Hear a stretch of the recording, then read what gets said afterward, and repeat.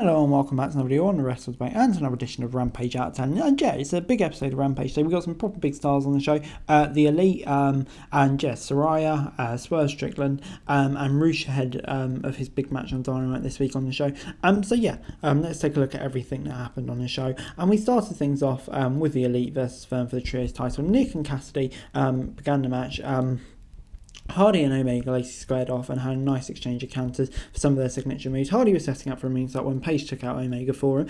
All Ego lived up to his name by only caring about stealing everyone else's glory.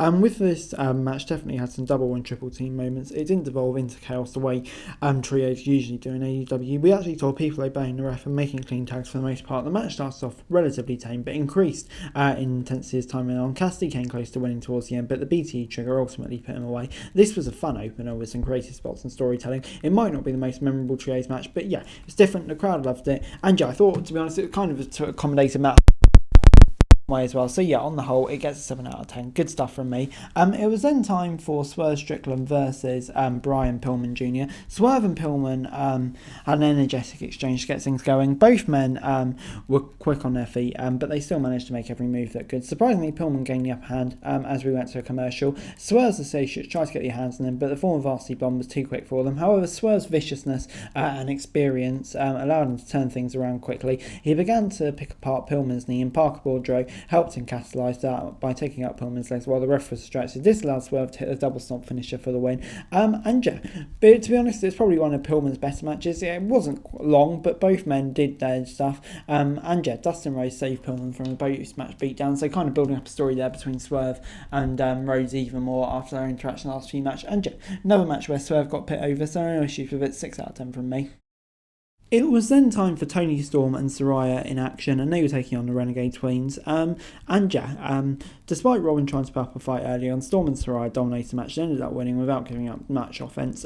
This might not have been very long, but it wasn't quite the squash match we've grown accustomed to on Rampage. The Renegades weren't able to see much, but they did survive longer than expected. The winner spray painted a big letter L on each of their fallen opponents to end the segment. And yeah, I think this is just simple exercise. Get some more viewers by having Saraya on Rampage maybe. And yeah, simple wins put over them in their new heel positions now.